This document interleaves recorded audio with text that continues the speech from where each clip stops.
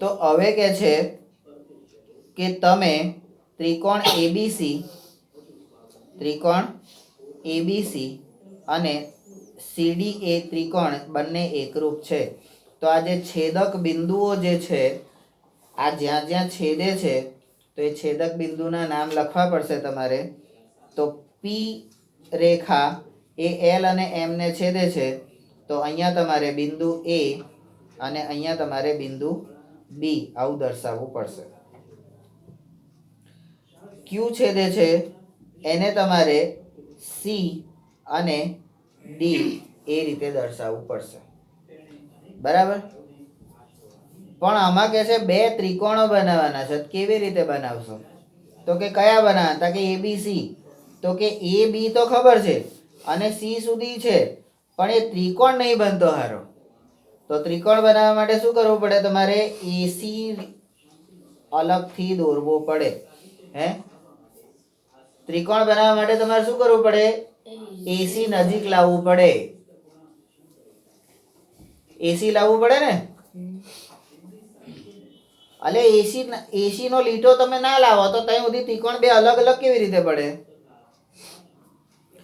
તો કે છે હવે ત્રિકોણ બન્યો એબીસી. તો કે હા, એબીસી બન્યો નંબર 1. હા, અને બીજો ત્રિકોણ છે કે સીડીએ, તો એ નંબર 2. આ બંને સરખા થાય. હવે તમે અહીં આગળ છેદક રેખાઓની એટલે સમાંતર રેખાઓની પૂર્વધારણા એના પર, હવે એના ઉપરથી તમે આની અંદર સમજી શકો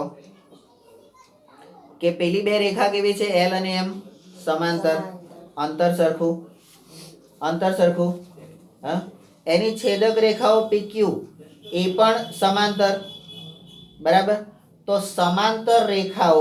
સમાંતર રેખાઓને છેદે તો એનાથી બનતો જે ચતુષ્કોણ છે એ ચતુષ્કોણ કેવો કહેવાય? સમાંતર. તો સમાંતર રેખાઓથી ચતુષ્કોણ બન્યો એને એસી એટલે એના જે વિકર્ણો, સમાંતર બાજુ ચતુષ્કોણના વિકર્ણો પણ સમાન હોય. તો આ એસી અને બીડી એ બે તમે દોરો તો એ પણ એની લંબાઈ પણ કેવી કહેવાય? સમાન. બરાબર. પણ આપણે તો ખાલી એસી જ જોઈએ છે અત્યારે, બીડી નહીં જોઈતી. આપણે ખાલી એસી જોઈએ છે. શિયાળામાં એકચ્યુઅલી બીડી જોઈએ, પણ આ લોકો કહે છે કે એસી રાખો, તો આપણે એસી રાખવા નહીં. શિયાળામાં બીડી જોઈએ ને, ઉનાળામાં એસી જોઈએ, અને શિયાળામાં બીડી જોઈએ ને. કેમ? શિયાળામાં એસી હોય તો હું એટલે તો કહું છું એ વખત બીડી જોઈએ ને, ગરમી રે લ્યા. તો અહીંયા આ વિકર્ણ સમાન, આ બે વચ્ચેનું અંતર સમાન, આ બે વચ્ચેનું અંતર સમાન, તો ત્રણે બાજુ કેવી થઈ? સમાન. હવે આ બે ત્રિકોણ જે બન્યા, આને ઉઠાઈને આમ આની ઉપર મૂકી દો, બંધ બેસતી પાઘડી આવી ગઈ. તો અનુરૂપ બાજુઓ, અનુરૂપ ત્રિકોણોની બાજુઓ અને ખૂણા એકરૂપ થઈ ગયા. તો ખૂણાઓ એકરૂપ થઈ ગયા તો એને એકરૂપ ત્રિકોણો કહેવાય. ખૂણા અને બાજુ બધું એકરૂપ થઈ ગયું તો એકરૂપ ત્રિકોણો કહેવાય ને. બસ આટલી જ વસ્તુ કરવાની છે. પણ આપણે તો નિયમ પેલો ગણિતમાં કીધો છે ને, ખાલી બોલ બચ્ચન નહીં, વાતો નહીં, એ તો કામ જોઈએ. બરાબર. તો હવે આપણે કામ કરીએ. ચલો સ્ટેપ બાય સ્ટેપ. બરાબર. ચલો નંબર 2, એલ સમાંતર એમ. હવે બધાને એવો પ્રશ્ન થવો જોઈએ, આ ઊભી બે લીટી છે ને એને સમાંતર ને શું લેવા દેવા? તો એ સમાંતરની નિશાની છે. આ ઊભી બે લીટી શું છે? સમાંતરની નિશાની. સમાંતરની નિશાની. હવે આવું પણ મારે જ્યારે તમને સમજાવવું પડે કે લખવું પડે, સાબિતી આલવી પડે, એનાથી વધારે મારી અધોગતિ કઈ કહેવાય?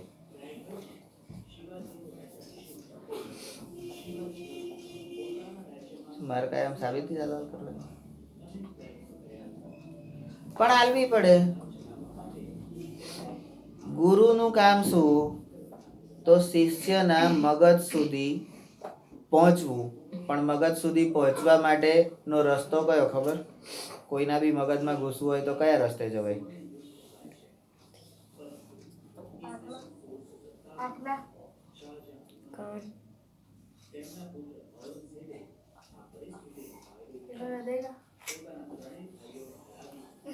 आँखों के रस्ते दिल में उतर के फिर दिमाग में घुस जाने का.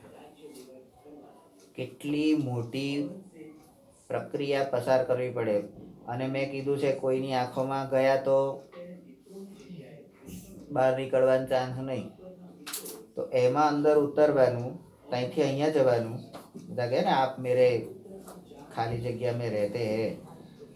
અમે તો બધું જોયું, અંદર કઈ જગ્યા જ નહીં. મારા હારા કઈ રહેતા હોય. અને ત્યાંથી સર્કિટ અહીંયા આગળ જોઈન કરવાની, અહીંયા ઘૂસવાનું. તો એના મગજ સુધી મારે પહોંચવાનું હોય તો મારે આ બધી સાબિતી આપવી પડે. બરાબર? તો આ બે સમાંતર લીટી છે એ સમાંતર રેખાની છે. તો L સમાંતર M અને 80. આ AC જે છે એ આ L અને M ની છેદિકા છે એવું કહે છે. તો એને કલ્પના કરીએ આપણે. કલ્પના કરીએ. હા, એટલે ડોટેડ લાઈનથી હું બતાવું છું. તમારી આકૃતિમાં ડોટેડ લાઈનથી બતાવ્યું નથી, મેં આમાં ડોટેડ લાઈનથી બતાવ્યું છે. તમારે એ રીતે કરવાનું છે. બરાબર? AC તેમની છેદિકા છે. બરાબર? હવે તમે આ PQ ને અત્યારે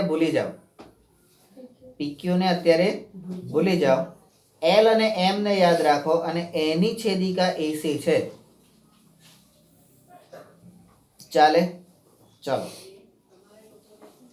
તો એનાથી એ છેદિકા દ્વારા બનતા BCA અને ખૂણો DAC આ બંને કોણ છે?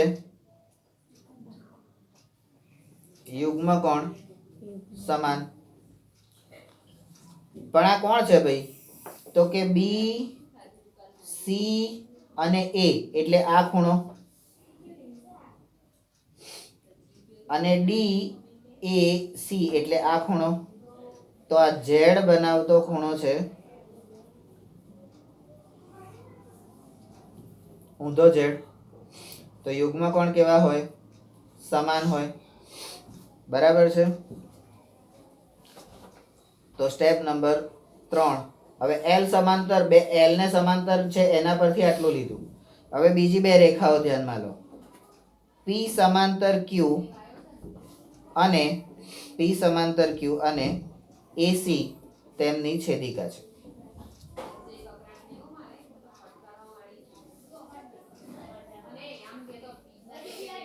બરાબર? તો P સમાંતર Q, હવે મારે લખવાની જરૂર નથી કે C સમાંતરની નિશાની છે. બરાબર? તો આ AC જે છે એ આ PQ ને પણ છેદે છે. આ બેને તો છેદે જ છે, પણ આ બેને પણ છેદે છે. બરાબર છે? તો એના પરથી તમે ફરીથી કહી શકો કે ખૂણો BAC બરાબર ખૂણો DCA. હવે આ કયા ખૂણા? તો કે BAC એટલે આ બાજુનો ખૂણો,